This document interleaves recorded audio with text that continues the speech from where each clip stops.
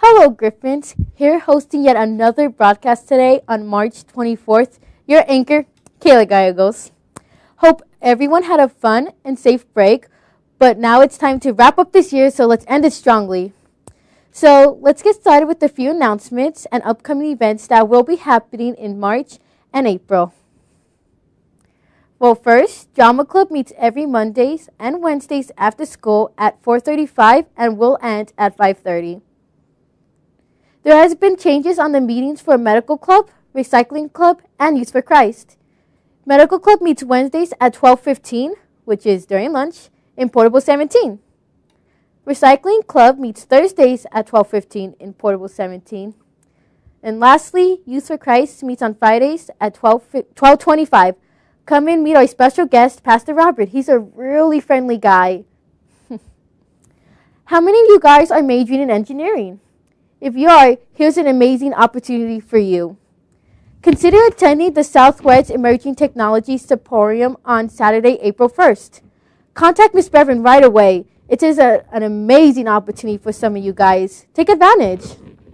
Legos, codings, and teamwork. Doesn't that sound familiar? Robotics. We all did it during summer bridge program, and it was fun. So who would like to do it again? If you're interested, go see Mr. Garcia, but you have to act quickly. There's only 6 spots available. Talk to the bromance teacher, the bromances, Mr. Garcia and Mr. Martinez to sign up. Students who are taking the AP exam on May 2nd, 2017 need to report to Mr. Foyer's Portable on the following days, April 3rd, 4th, 5th, and 6th at 4:30 p.m. to practice audio text-audio programs. Also, there are lanyards for sale for only $4. You could buy them from any officer of the class of 2019.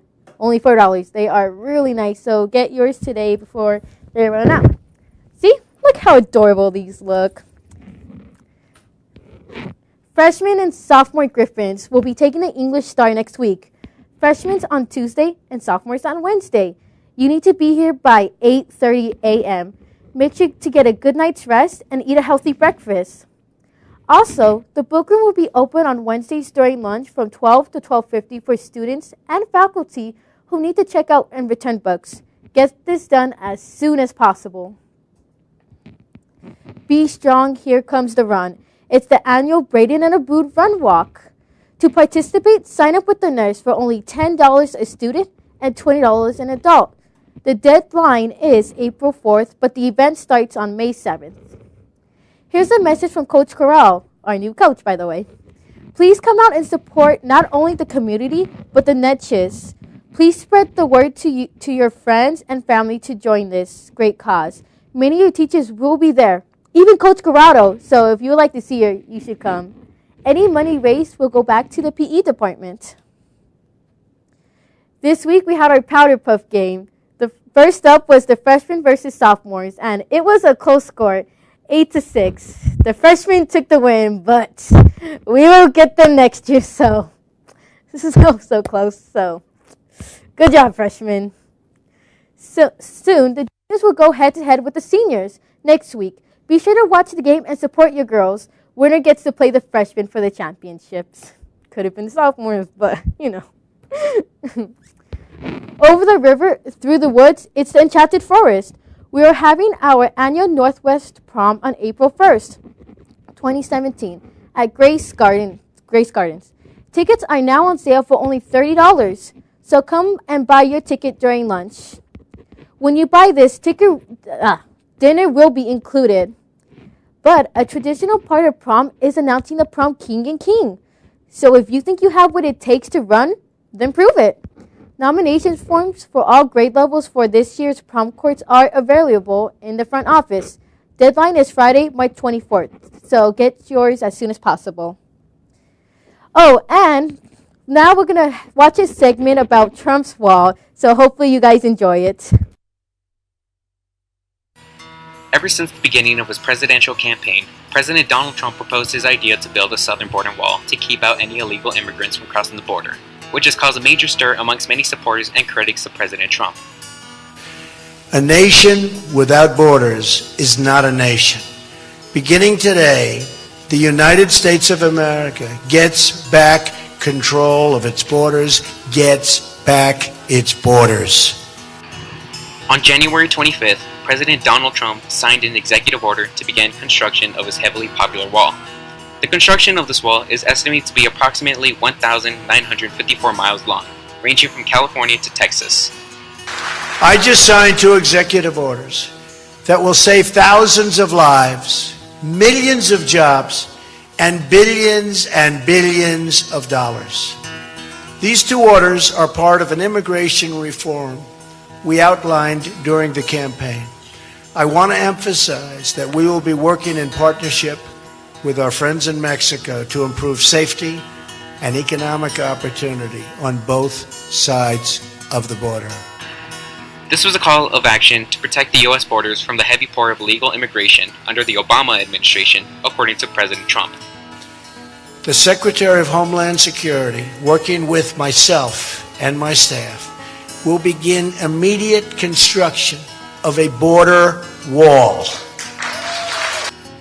While it's up for debate on whether or not the wall is a good idea, as it is currently being contested by many congressmen, it's important to know how much this wall will cost. In the search for President Trump's wall plan, CNN had covered what is the probable outcome for President Trump's wall. We spoke to civil engineers, architects, and academics. They all say the wall can be built. It can be done. The question is, how? The first thing one has to do is before you go up, you have to go down and build a foundation. This will help provide support for the wall. In order to prevent people from tunneling underneath it, it should be at least 5 feet deep.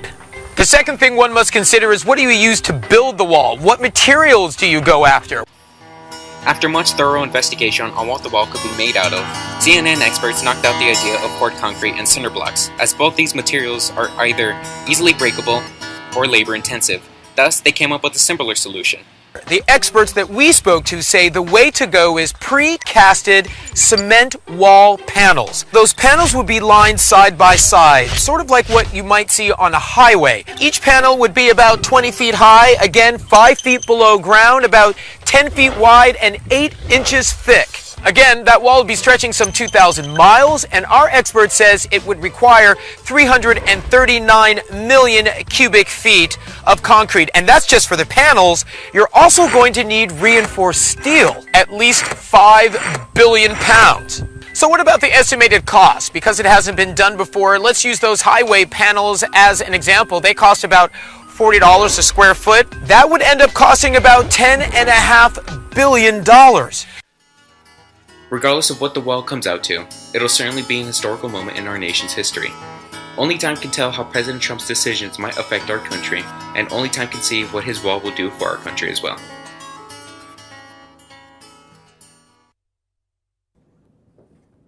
Well, wasn't that interesting? And a great way to end this successful broadcast. So, have an amazing weekend, and when you get home, remember to follow us on Twitter at Northwest ECHS and to like us on Facebook.